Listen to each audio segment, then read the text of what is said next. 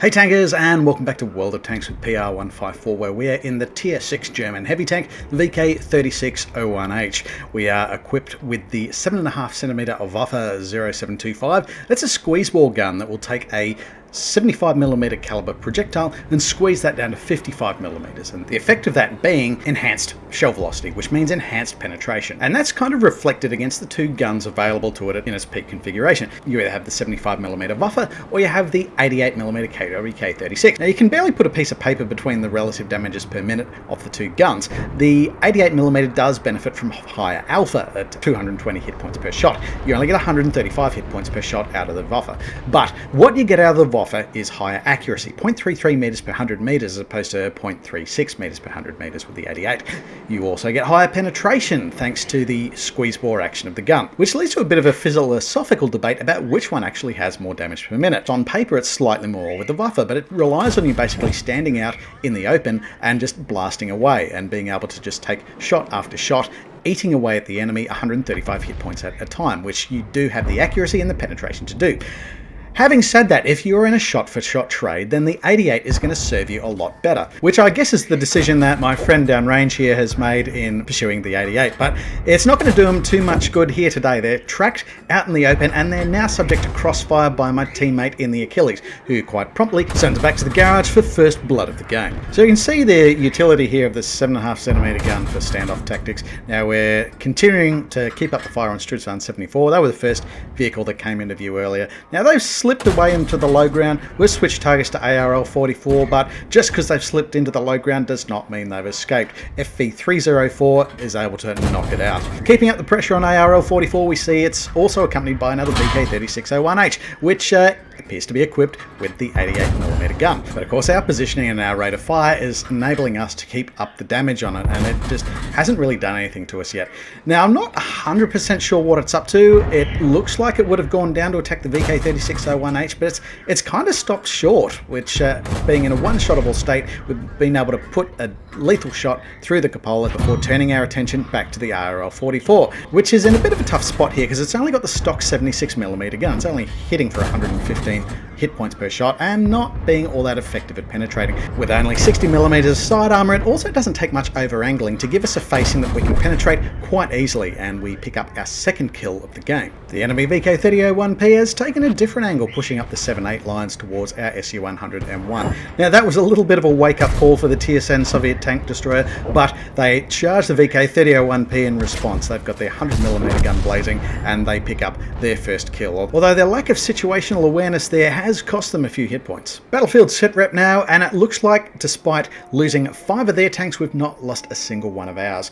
We've also got vehicles that are pushing unopposed through the A to C lines, so we should be able to develop that flanking fire and map control quite easily. I guess it's just one of those vagaries of World of Tanks matches sometimes, that your violence just happens to exceed their violence. But it does beg the question of, well, where are the other 10 tanks? And with the 6th sense indicator going off, I guess that suggests they are not too far away. In fact, we've got Rudy Poland and SU-100 occupying the sniper ridge up at the F4 position, and they are angry. Now, unfortunately, we only have this shallow depression here as cover, but we're not exactly the greatest hull down fighter. In fact, the only turret armor that we have is the 100mm gun mantle. It really isn't reliable at any tier that it faces, certainly not in this situation where we're bottom tiered 7s over 6s. What we can rely on, however, is the accuracy of the 7.5cm Waffe. We're getting that hit on SU-100. We can also rely on the power of crossfire and artillery with this effort, again from FV304, sending SU-100 packing with a blind landing. Before we can advance any further, however, we do need to dig out this Rudy Poland.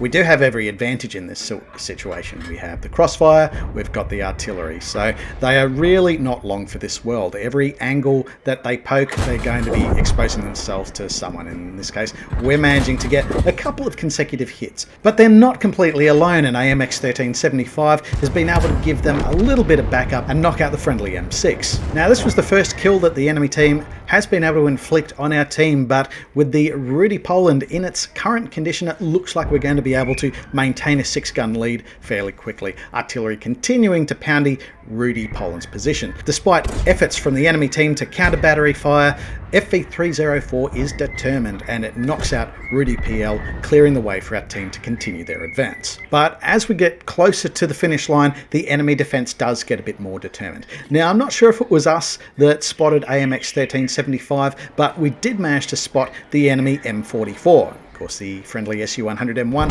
has responded to that as well. We both put a shot into it, but it's SU-100M1 that takes the kill.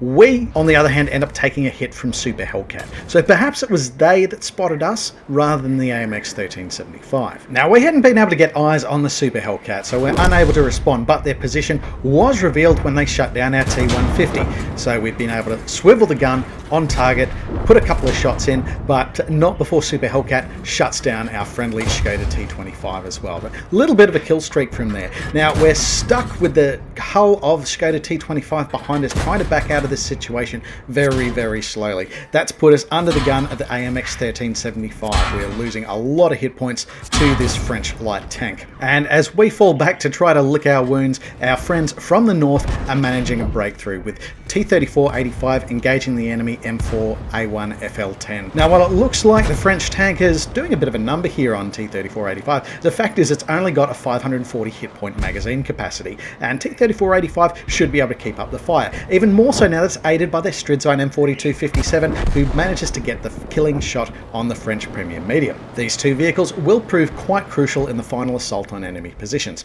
In the meantime, we are continuing to apply the pressure to the enemy AMX 1375. We've got a bit of hull protection here from Skoda T25. We have a swing and a miss.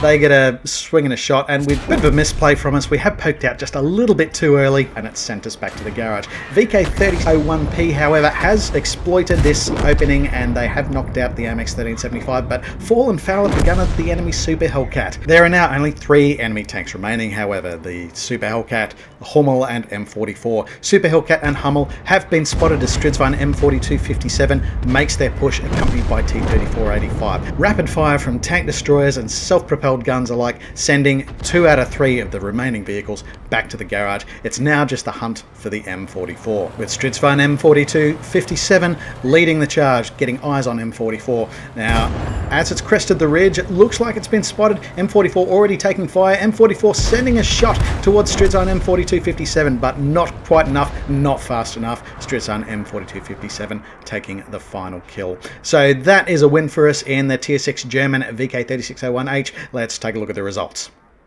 So from bottom tiered 7s over 6s, we've been able to take an Ace Mastery badge in the Tier 6 German heavy tank VK3601H. This placed in the top 1% of tankers by experience in that vehicle for the preceding week. We've picked up quite the fistful of epic medals here as well. High caliber for accounting for at least 20% of the total hit point pool of enemy vehicles. In this case, over 2,600 hit points of damage inflicted.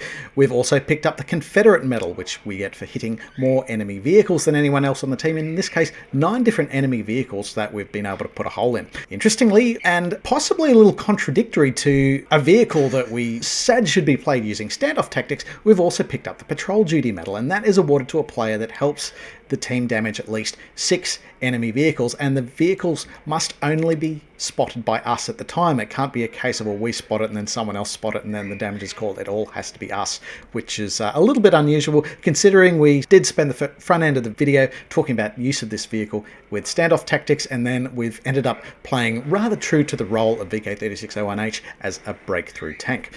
This in turn has given us the Spotter medal, where we've enabled our allies to cause at least 1,000 hit points of spotting damage. In this case, over 2,000 hit points spotting assist that we've been able to collect. We've also picked up the Bruiser medal for causing damage to enemy vehicle internal modules or crew members through the course of the battle. In this case, 12 critical hits, it would appear. Of course, the Fire for Effect medal, well, which you don't get the high caliber medal without getting the Fire for Effect medal. Looking at the team scores, this is a rather significant placement by experience points. We've practically doubled the next vehicle behind us. That was the Stridzine M42-57, who played an incredibly crucial role in the back end of that game, knocking out 3 enemy tanks, after an unopposed run through the A to C lines in the north. Of course, hats off to Mecha Wombat in the Achilles, who's done nearly 1,700 hit points of damage themselves. On the enemy team, a salute to Gentle Lamb in AMX 1375, who'd sent us back to the garage thanks to our misplay, doing their darndest to hold the line and hold the team together, doing nearly 1,500 hit points of damage and knocking out two of our buddies, and Mordrin in Super Hellcat, who's claimed nearly 1,700 hit points and 3 kills. But unfortunately, being 6 tanks down in the early game, there was realistically no way they were going to recover from that. Having a look to the detailed report, this was quite a profitable game for us. Nearly 48,000 credits that we've profited to the tune of, and that's in the absence of any boosters or anything like that. A couple of things going for us there. We weren't using any premium ammunition. We didn't really have the situation where we needed to. However, in spite of being able to claim 221mm of penetration with the premium APCR, I don't feel that we were in any real engagements where we needed it, so I didn't load it. We did have a bit of a repair bill owing to the destruction of our tank at the hands of the AMX 1357. So that's it from me, folks. Now, if you liked this video and you'd like to know more about other vehicles on the E100 Tech Tree line, check out our Wix article at the link below, and that in itself will provide full short descriptions of the vehicles, as well as links to other videos in our YouTube collection that relate to those vehicles where we have them available. Of course, if you'd like to submit a video of your own for consideration on our YouTube channel, we are hosting them on our regular Twitch stream. We do about between 3 to 6 a week, so do swing by our Discord at the link below and drop your replay on the submission platform. If you check out our submission guidelines also in our Discord channel, that'll help guide you towards the sorts of community submitted videos that we're looking for. In the meantime, happy tanking and take care out there.